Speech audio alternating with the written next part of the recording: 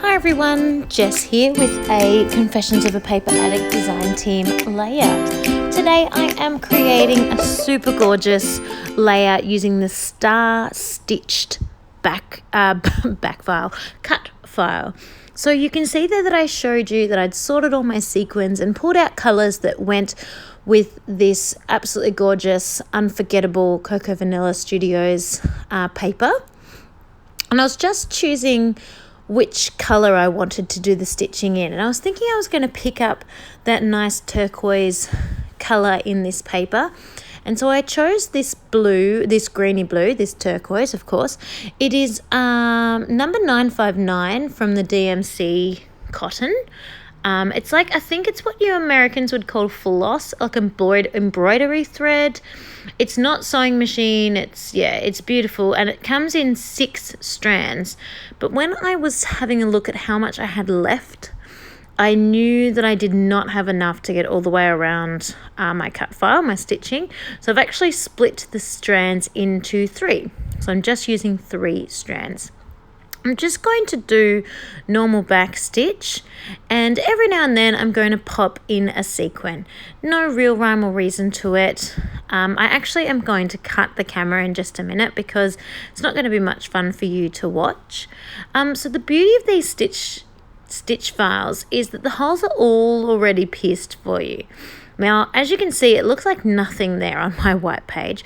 I didn't have my blade depth quite deep enough. It is so super close to being deep enough. The stars are almost falling out, but they're being held together just a little bit. And so I'm just really quickly popping my needle through those already pierced holes just to make sure it goes all the way through. Normally that is not necessary at all. All the holes are completely there, and so it's super easy and clear to see where you need to stitch. You don't have to spend time piercing the holes yourself. It is all just there, and it certainly makes them being in a straight line and all of that kind of stuff so much easier when it is all done by machine.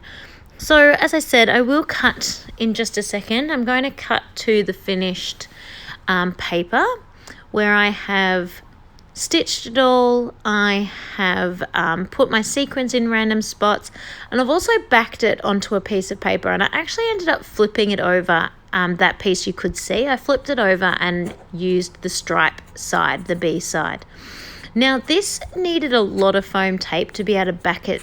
I backed the whole piece of white star up. I popped it all up onto from the striped diagonal blue.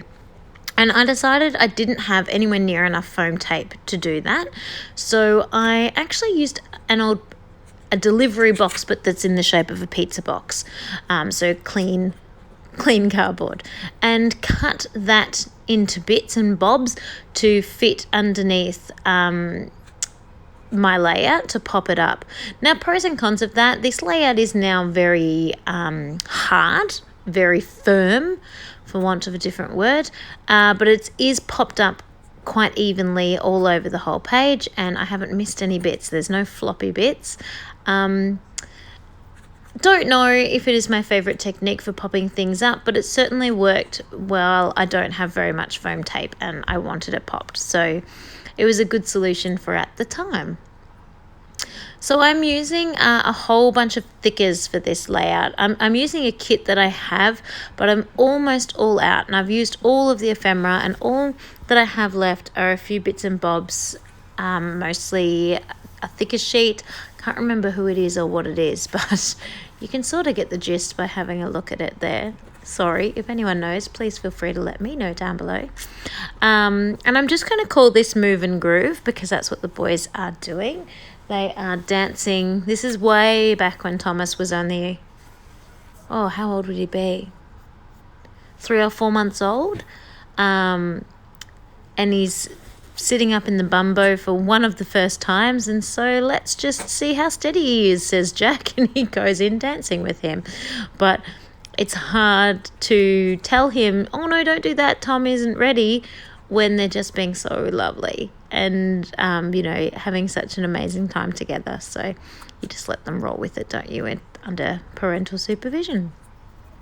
So I went to town with my thickers a little bit. I just was having way too much fun. And basically everything I put onto this layout is a foam thicker of some description. So the title Move and Groove is actually a gold chipboard, but yeah, everything else basically is a foam thicker from this thicker pack that I can't remember the name of. So I glued all of my thickers down. I find with the chipboard, sometimes it's not very adhesive by the time you've peeled it off the sheet for some reason. So I just added a little bit of glue to that. You can sort of see the thicker sheet I'm using there over to the left. So hopefully that gives some people a few more hints. And then I've got those gorgeous see-through arrows as well, perhaps from Freckled Fawn, which are really fun. And I squeeze a couple of those onto my layout also. So I'm really happy with how this is turning out. It's a little bit random, but it's kind of fun to just have a bit of a play and, you know, put your random things out on a page sometimes. Sometimes I have these bits and bobs that I don't know how to use up, so it's quite nice to not stick to a really structured layout sometimes.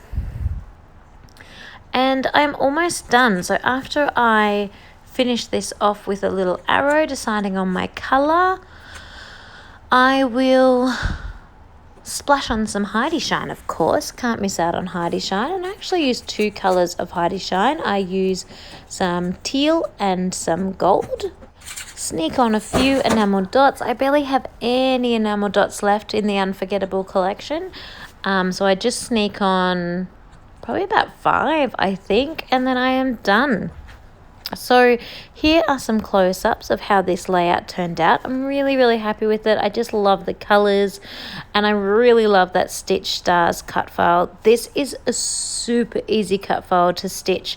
It just took me 5 minutes, not literally, but it was really quick, I promise. It's not like some of the more intricate ones that can take quite a long time. And it was really fun and really easy. So thanks everyone for watching, and I will see you next time.